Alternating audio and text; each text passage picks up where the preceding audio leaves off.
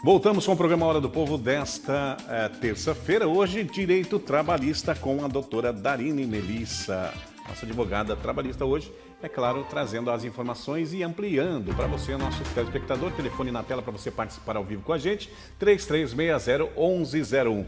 Tem mais perguntas aqui. Bom dia, doutora. Fui contratado como prestador de serviço, doutora, e exerço funções de empregado. Posso pedir o reconhecimento do vínculo empregatício e quais são os meus direitos para reivindicar, doutora? Então, hoje existe muito essa modalidade de prestador de serviço, mas o prestador de serviço, ele tem que ele é uma pessoa que vai lá, presta o serviço e ele vai embora quando ele bem entender. Ele não tem horário, ele não tem, por exemplo, subordinação. Então, assim, aqueles casos, por exemplo, que o empregado é contratado como prestador de serviço, mas ele tem que todos os dias chegar às 8 horas e sair às 6. Isso não é prestador de serviço, isso é empregado. A gente está fazendo uma simulação, né? Então, você pode se substituir, por exemplo, o prestador de serviço, não precisa ser ele diretamente que vai lá e prestar o serviço, mas o empregado não. O empregado tu não tem como substituir. Então, se é uma coisa que não tem como substituir, você tem carga horária, você tem que cumprir aquele horário, você sofre, né, subordinação, tem um chefe que manda você fazer daquela forma, então isso é empregado. Então tá como se fosse uma simulação, né? É para ser prestador de serviço, só que na verdade você é um empregado. Então você pode sim reconhecer esse vínculo e receber todas as suas verbas, fundo de garantia, férias, 13º, e além ali pode até configurar um dano moral, porque o que ele está fazendo, ele está lhe enganando para não pagar os seus direitos, tá? Perfeito, 10 horas e 50 minutos. Tem mais pergunta do nosso telespectador na manhã dessa terça-feira, aqui no programa A Hora do Povo. Maria, muito obrigado pela sua companhia, pela sua audiência. Doutora, meu empregador não está concedendo minhas férias dentro do período aquisitivo. Quais são as implicações disso e o que eu posso fazer legalmente, doutora? Então, a gente fala que o prazo aquisitivo a gente recebe ali nos 12 meses, né, que a gente trabalha, a gente adquire uma férias inteira. Então, o teu empregado, ele tem 12 meses para te conceder. Ele não concedeu esse período, essas férias, quando for recebidas, elas têm que ser recebidas de forma dobrada, tá? Por exemplo, ele falou que não, que esse ano, embora você tenha as férias, não vai dar para tirar. Isso não existe, tá? Então, você tem que tirar suas férias. Pode ser ele que vai escolher quando, né, caberia, mas sim você tem direito a 30 dias depois que você adquire ali, trabalha 12 meses. Se não pagar dentro desse prazo, ali você tem que receber dobrado, tá?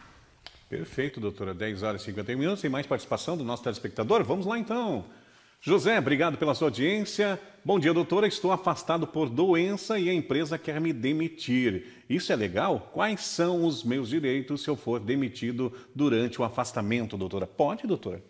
Claro que não, tá? E é bem comum, tá? A gente tem diversos empregados que eles ficam lesionados ou que eles adquirem doenças ocupacionais.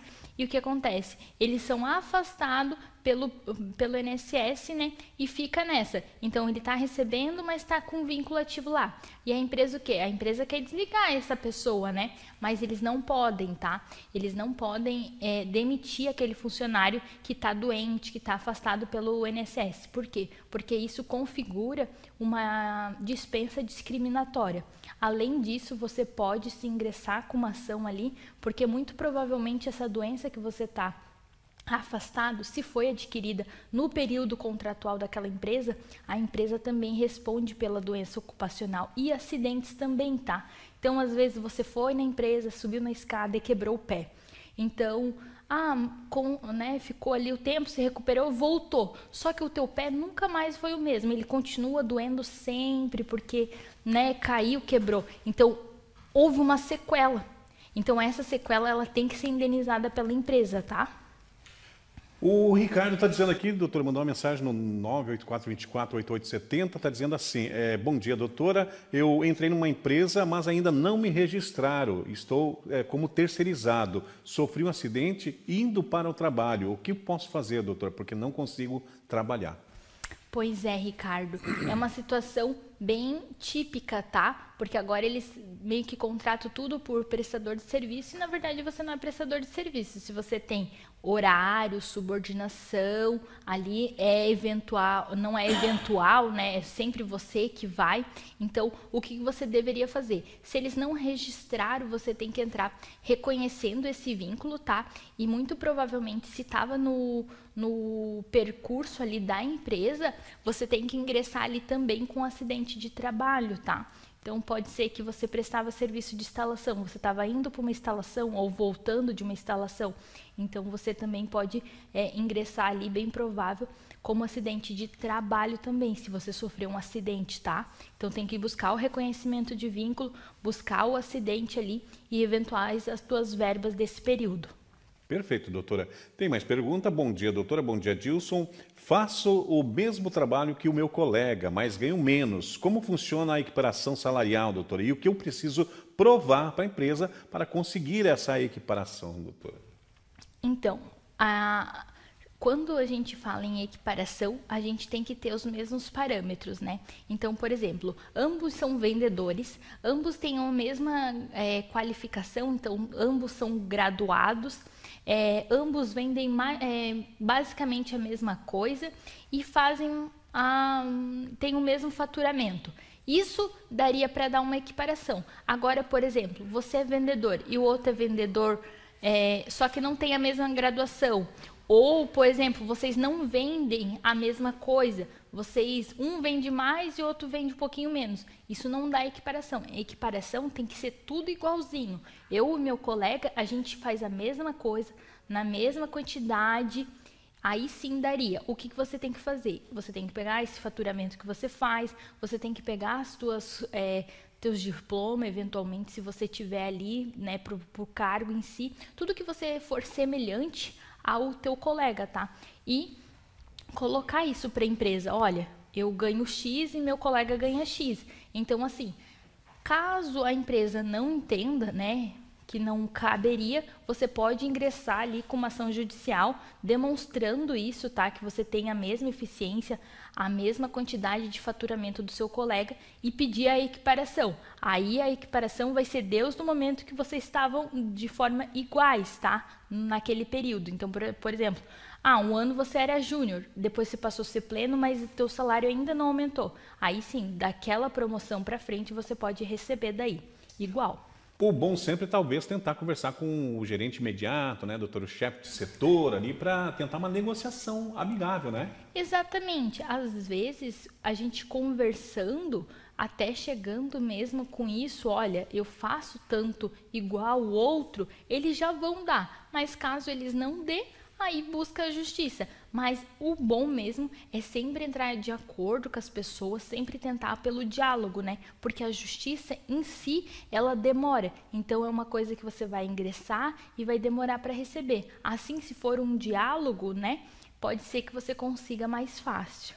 10 horas e 57 minutos, chegou mais perguntas para a doutora. Bom dia, doutora Darine. Estou exercendo funções diferentes daquelas que fui contratado, mas sem receber o devido aumento salarial da função. Posso exigir, doutora, a compensação retroativa desse trabalho? Sim, tá? Se você foi contratado, por exemplo, para ser analista, você tem que exercer a função de analista. Mas você, na verdade, você não está fazendo serviço de analista. Você está, por exemplo, fazendo serviços gerais. Você está limpando, você está fazendo café para as outras pessoas. Então, isso sim, se fosse um desvio ali de função, você pode receber conforme o trabalho exercido. Agora, se, por exemplo, você está fazendo serviço de analista e você faz mais o serviço ali de serviços gerais, isso é um acúmulo. Aí o acúmulo tem o acréscimo dessa remuneração, tá? E não somente a remuneração da outra função. Perfeito, doutora. Mais uma pergunta, a última deste quadro. Bom dia, doutora Darine. Bom dia, Dilson. Fui demitido por justa causa, doutora, mas acredito que a empresa não tinha motivos o suficiente para fazer isso. Como posso contestar essa demissão e quais são os passos que eu devo seguir, doutora? Então, nesse caso, quando você recebe a justa causa, a gente tem que avaliar o teu comportamento ao longo da empresa, tá? Por exemplo, você nunca teve nenhuma advertência, suspensão, e foi somente a único ato, né, de infração, você já ganhou a justa causa. Essa justa causa a gente tem que avaliar se ela é proporcional ou não ao fato, né, que você praticou. Se não for proporcional, tá? Você pode sim ingressar com uma ação que a gente chama de reversão de justa causa. Aí sim, se o juiz entender que realmente foi muito grave a aplicação da justa causa, ele vai fazer a empresa pagar todas as suas verbas, né? A gente vai reverter essa justa causa e pode bem provavelmente também ganhar ali um dano moral dependendo da conduta da empresa, tá? Se assim provado, né, doutora, quem reverte a justa causa não é o empregador, e sim a justiça, não é? Essa não tem, tá? Essa realmente somente o juiz, numa sentença, pode fazer a reversão da justa causa. Então, para fazer isso, realmente a gente tem que ter provas e tem que ver se ela é proporcional a não o teu ato ali que você praticou, né? Pontualmente 11 horas, doutora, eu vou agradecendo a sua vinda hoje, terça-feira, abrindo a nossa terça e, claro, trazendo as explicações aí sobre direito trabalhista. Próxima terça-feira, contamos com a sua presença aqui, doutora, mais uma vez. Então tá, muito obrigada e um bom dia a todos. Bom dia, doutora.